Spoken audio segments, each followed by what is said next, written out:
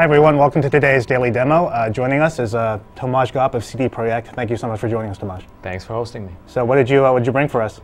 Oh, obviously I brought The Witcher 2, Assassins of Kings. It's one of the early pre-beta builds, but it's got a lot of stuff. Adventure, it's got combat, it's got cool environments. The original Witcher was this really interesting RPG that was based on, I guess, a series of very famous Polish novels.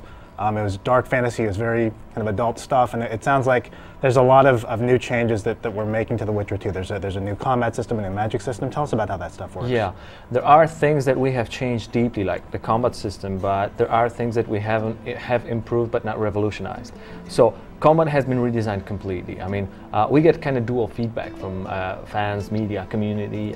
By the time we released The Witcher 1, some people thought it was too hardcore, only for these guys that wanted to dig deep into its features. So we made sure that on the easiest difficulty setting of The Witcher 2, you will be able to swipe through combat really easily. But there is at least as much complexity as there was in The Witcher 1, so for all these guys that will be digging deep, character development is really extensive, and there is even like insane difficulty setting unlockable after you finish the game on hard, so it's at least as much.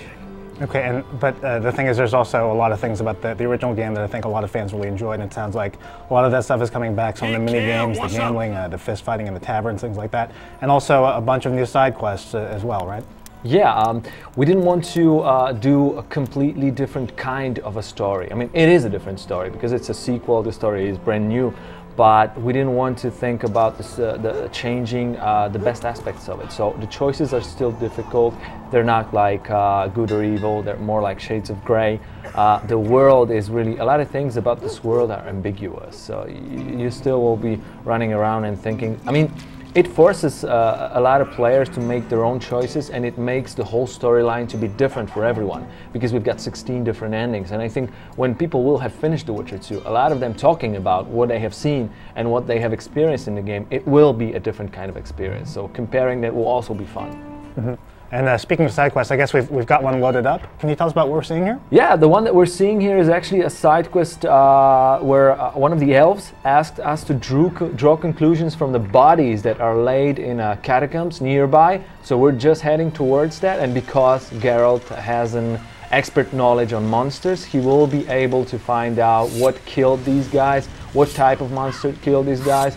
On his way, obviously, he meets some of the opponents. The cool thing about the combat situation that we see right now is that there are different types of opponents, require different tactics, and we'll be using different kinds of weapons against them. Strong guys require blocking. There is also a magician in business who tries to throw bolts at us, so we'll also be trying to, time our combat right, and we can also choose different magical signs to throw in.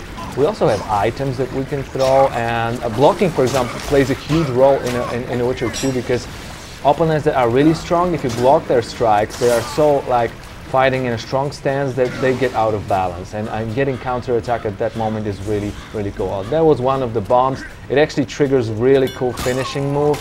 It's one of the features of this stunning bomb. There you go. And there's a magician actually tends to teleport or heal himself. So normally, I mean, because for the sake of this presentation we tuned up health of Geralt, normally it would be quite difficult. And obviously there is loot that guys, I mean, it's not totally something unusual for RPG to have loot, but compared to The Witcher 1, we have gone great lengths with character customization. So things you can find right now, you can put them on and it changes parts of how Geralt looks. All of them have different statistics. We even have rarity system. So some of them will be more difficult to find, and we even have crafting. So there's a lot of stuff that has been done to make The Witcher 2 even more full-bodied RPG than it was before. I think earlier when we saw Geralt fighting, there was a radio menu that opened up that showed switching between different spells and your weapons and things. How does that work? It's like actually in The Witcher 1 you had an octave pulse that allowed you to choose your statistic and tactics. Really, you could take your time. Right now it only slows time, so it still gives you some time, but not as much as you want. But you can choose magical signs, you can choose type of sword, and you can also customize your quick slots and use items that you have. Obviously things like meditation and preparation for combat should be done beforehand, but you cannot do it in a combat mode. but you can do a lot of other things and yeah, choose your tactics. You can actually even mix sword with magic, throwing in a magical signs. There you go. One of them is a magical shield. It's one that guys know from The Witcher 1, but the effects of that have been extended, and it has this kind of knockback effect. So if anyone tries to hit you, he gets knocked back. And we also leveled up in this build that I'm showing you here. We leveled up this shield so that it gets like a chain reaction on everyone who's nearby. And this is actually a cool situation because a bunch of soldiers have been attacked by another bunch of monsters, and you're kind of in the middle of this. So it really kind of tends to be difficult. Yes, the magical shield is a really good tactics against such a huge group of the opponents. And this was like a fireball type spell? This was the Igni sign, which actually is throwing a fiery magic, and this is what you actually do if you want to put enemies on fire. It has this longer lasting effect, which is cool. And these are the catacombs that I was speaking about. So but the different magic abilities, they seem like they have kind of a tactical use, or there may be better situations to use certain ones, or better enemies. Definitely, or more not only better situation, but also different types of opponents, different types of things you can do. There are more usages to actually signs. You not only use them in combat, but like now you will see that you can also use one of the magical signs to open up passages and to destroy obstacles, and it gives you the new ways of exploration. There are also monsters.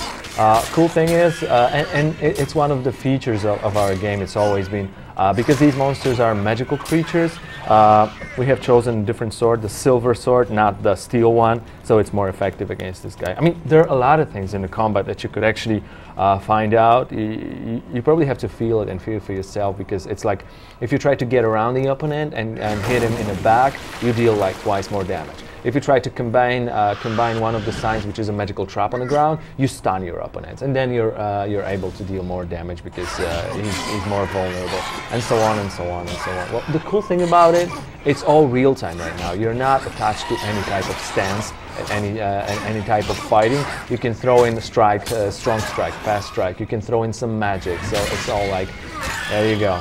And when you combine this, you might find your own ways to be really effective against different types of opponents. And just given the fact that obviously there's going to be many different types of weapons and armor, as well as different types of weapons, how much kind of customization can you do with the weapons?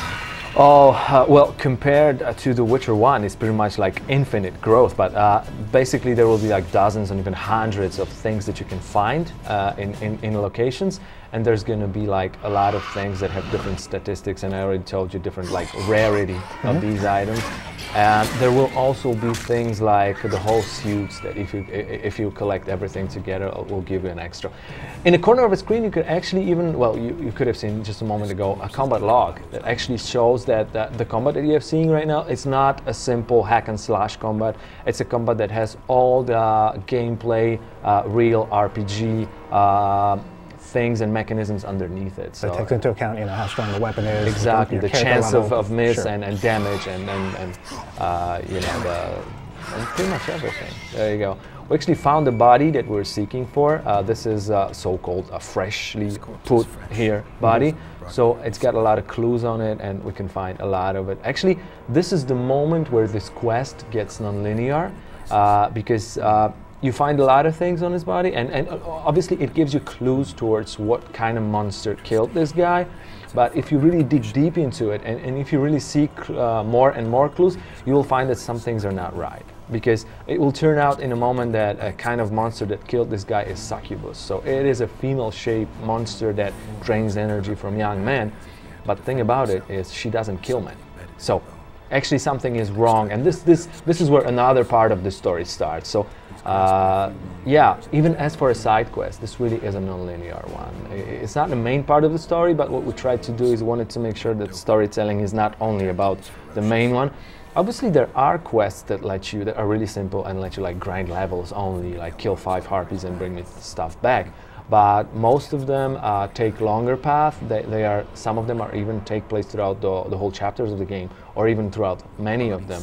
And yeah, so right. So it's once again stressing that this game is story-based and the main feature of the game. Yeah, and this quest, I guess, or this part of the game is kind of showing off Geralt's detective skills, because I guess since he's a witcher, he's a professional monster hunter, he knows, okay, these markings kind of look like maybe this sort of monster. Exactly, exactly. I mean, we've put bigger stress than previously on the fact that Geralt knows a lot about what monsters do and what things that they're used to do. So in this case, you will be finding a lot more clues depending on what you see, what you read, what you find out, and what your knowledge is, because it's one of the branches of character development, knowledge on monsters. There will be even places where you find the nests of the monsters, and if you know what the tactics is against replenishing all the monsters in the area, you will find really rare or even unique magical ingredients or alchemical ingredients. And obviously you will also encounter really big and nasty monsters like this one. Oh, that's a big one. That is a big one. His name is Arakas, and there's quite a variety of these. And there are not too many tactics against this one that are really effective. You can see that we don't deal too much damage. Let me tell you that even as in this build, health of Geralt is tuned up, you can still see that he deals a serious amount of damage. So it stresses one more fact. We don't have auto-leveled enemies. I mean, normally in a game, this would be a really, really tough opponent, so we would try to level up and get back here. So it is a game of, you know, oh yeah, this was actually a really cool thing about killing this guy with a stunning bomb. You also see that we have an entry in the journal, because it turned out that this kind of stunning bomb is an extremely effective tactics against this opponent. So Geralt is saying, aha, this type of monster, I'm doing this was a hot, yeah. Yeah. That was the case where he hot. Yeah, pretty much. Okay, very cool. So we've seen the Witcher 2 in action. We've seen Geralt doing what he does best, hunting monsters. Tomasz, thanks so much for coming. Can you remind our viewers at home when the game is coming out and for which platform? Sure. The Witcher 2 is coming out worldwide on PC on May 17th, 2011. I just would like everyone to check it out. Okay, great. That was today's Daily Demo with The Witcher 2. Thanks a lot for watching.